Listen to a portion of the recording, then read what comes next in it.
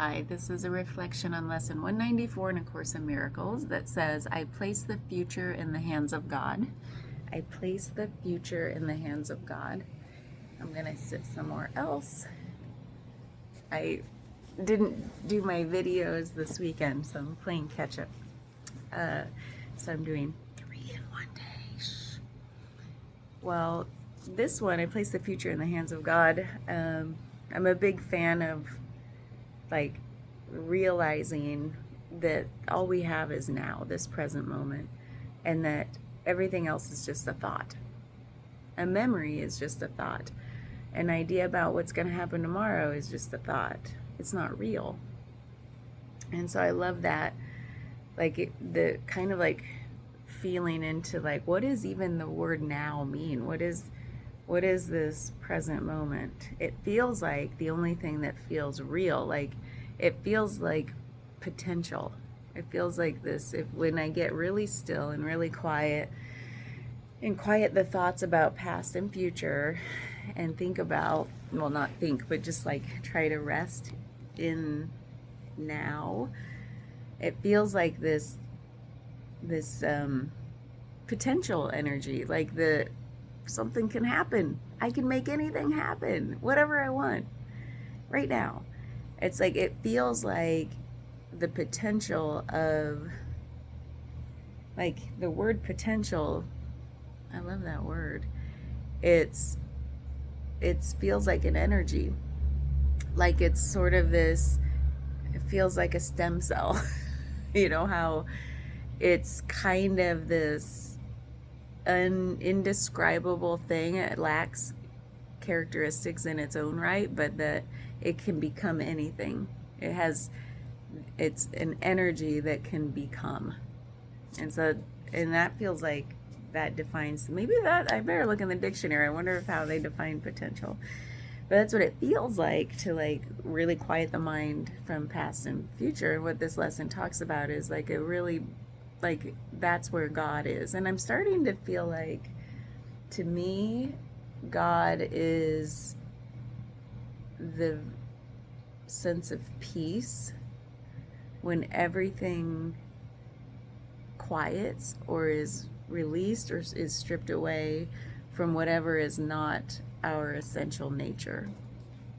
I feel like God is that peace that comes in, and God is also our essential nature. I mean, yeah, what's funny about getting this far in A Course in Miracles is like this whole, it's helping me define what the word God even means to me.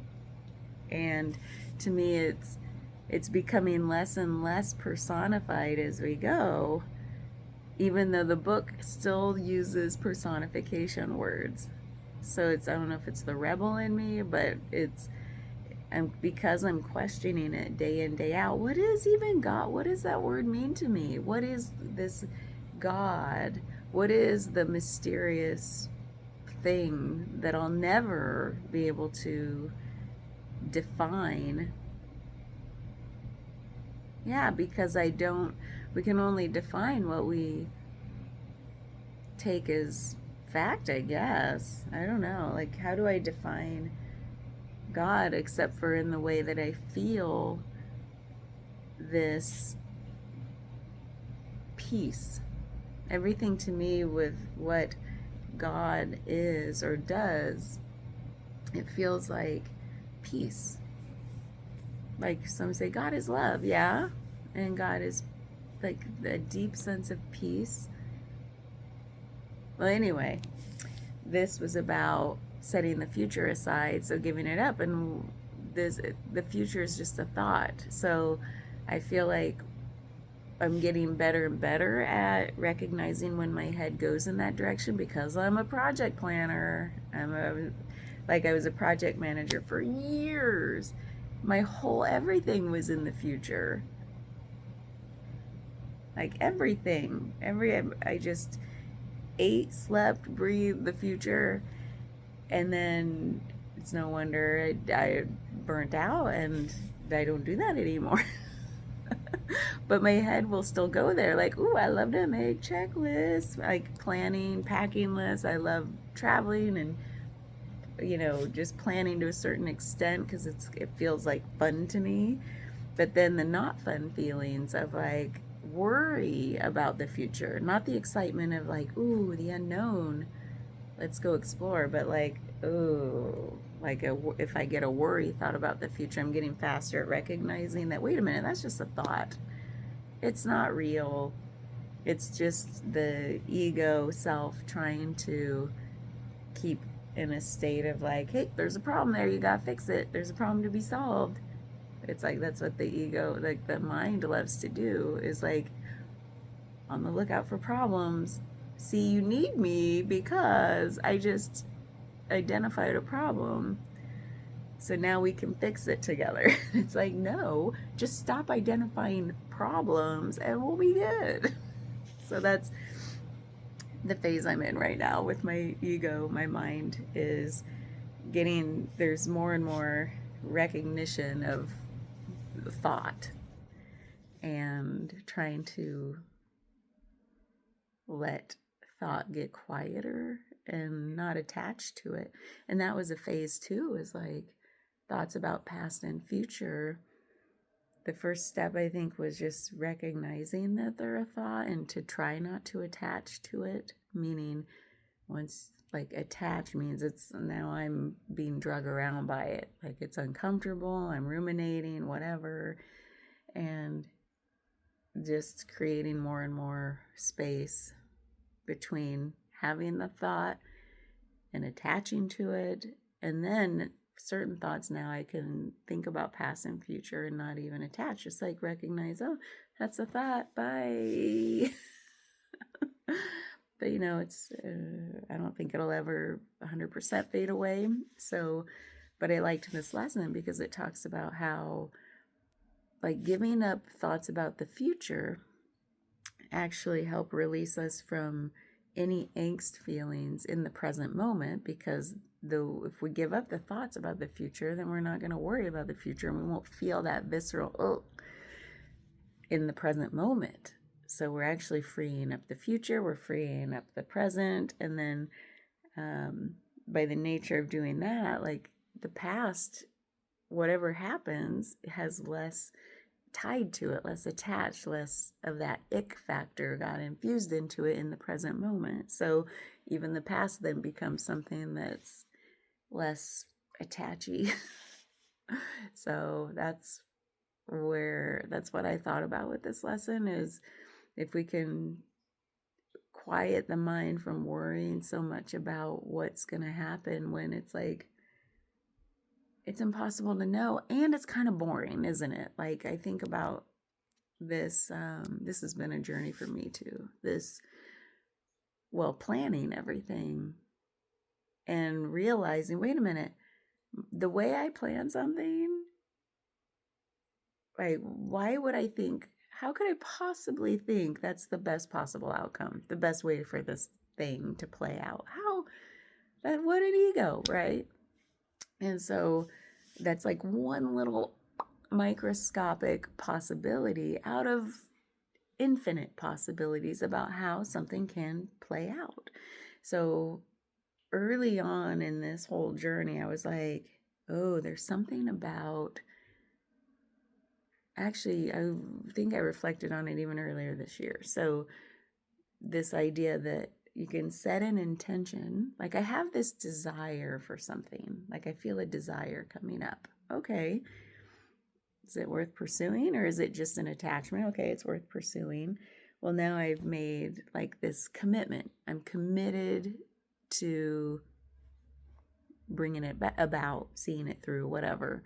Meaning I'm going to return time and again to see this thing come to fruition, whatever it is. So I have the desire, I have the commitment, and then release, like let it go for how it's going to play out, what it's going to look like.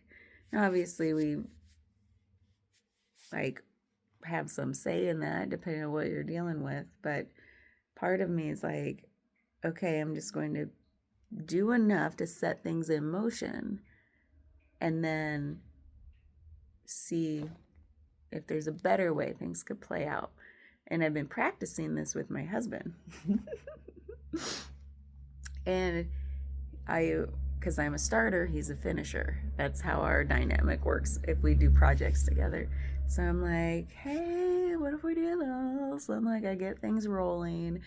And then at some point, I'm like, hey, honey, what would you do here? Like, what is there a better way to do this? Blah, blah, blah. What would you? And then he comes in and makes it a million times better than I could have ever dreamt of. Like, that's his job. He just makes things better. I tell him that all the time. I'm like, I'm the starter, because he admits he's not an initiator, like, at all. And I'm not a finisher. You should see how many unread books, partially read books I have lying around. That's why I make so many bookmarks. I have to keep making new bookmarks because I never finish the book.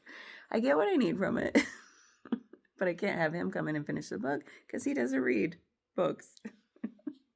So anyway, that was not related, but I practiced that, like, oh, how is this going to play out? I actually, over having experience, like pretending, like, not pretending, but like playing with it and letting go, it's proven to me, wait a minute, things are usually better when I get out of the way. So I'll start, and then like I release my attachment to how it's supposed to look. And do you know how hard of a journey that is? Have you tried that? Maybe you're like, yeah, and I'm done with it. Yeah, me too. I am done.